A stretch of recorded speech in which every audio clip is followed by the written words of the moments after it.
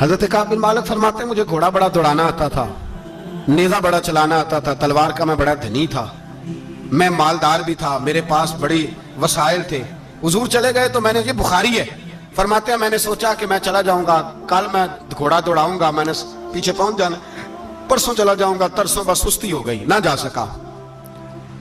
فرماتے ہیں وقت بیت گیا، حضور چلے گئے، آج جاتا ہوں کل جاتا ہوں، اسی میں حالات سارے گزر گئے، حتیٰ کہ اللہ کے رسول واپس آ گئے۔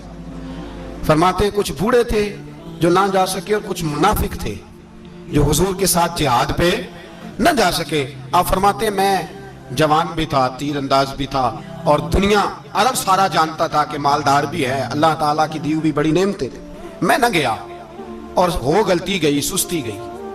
فرماتے ہیں حضور مدینے میں آئے، جب مسجد نبی میں بیٹھے تو منافق آ کے بہانے کرنے لگے، کوئی کہنے لگا بچی بڑی بیمار تھی، کوئی کہنے لگا حضور کل ہی صحیح ہوا ہوں۔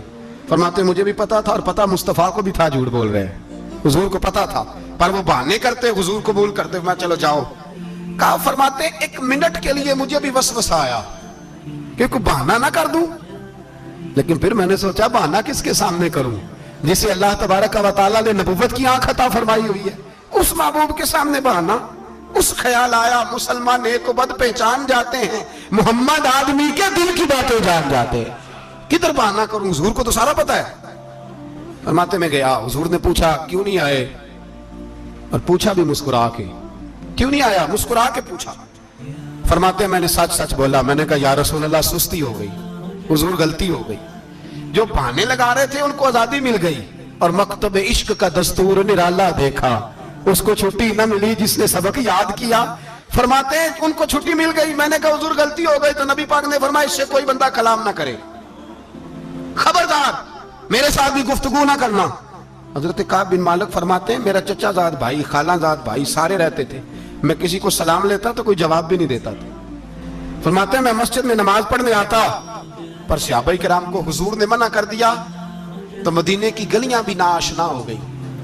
فرماتے ہیں مجھے یوں لگتا تھا کہ مدینے کے در و دیوار بھی مجھ سے کلام نہیں کرتے، میں وہاں دعا منگیا کرو سنگیو کتے مرشد نہ رس جاوے، اے جنہاں دے پیر رس جان دے او جیوندے ہی مرے رہن دے۔ کہا اس طرح لگا کہ جیسے حالات بگڑ گئے سارے میرے حق میں۔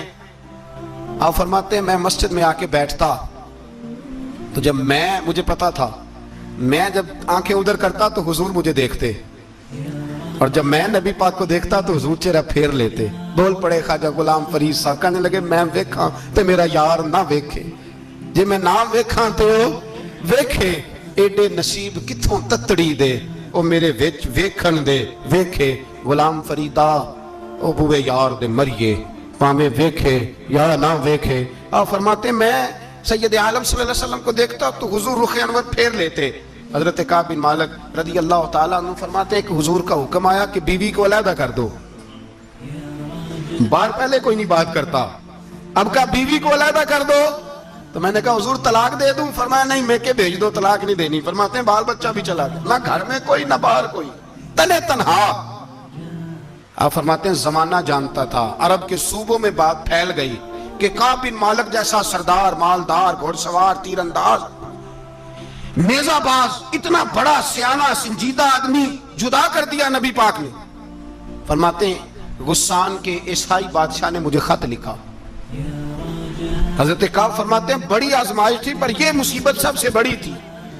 غسان کے عیسائی بادشاہ نے خط لکھا، اس کا آدمی مجھے ڈھونڈتا پھرتا مدینے میں، میں ملا تو خط اس نے مجھے دیا۔ خط میں یہ نہیں لکھا تھا کہ کافر ہو جاؤ معاذ اللہ، یہ نہیں لکھا تھا عیسائی ہو جاؤ۔ اس نے خط میں لکھا کہ کعب ہم نے سنا ہے تمہارے نبی نے تمہیں چھوڑ دیا ہے، ناراض ہو گئے، تم تو اس قابل تھے کہ صوبے کے گورنر بنائے جاتے، تم تو بڑے عہدے کے قابل تھے، تمہاری تو شہرت ہے سارے علاقوں میں، تم آ جاؤ ہمارے پاس، ہم تمہیں بہت بڑا عہدہ دے دیں گے۔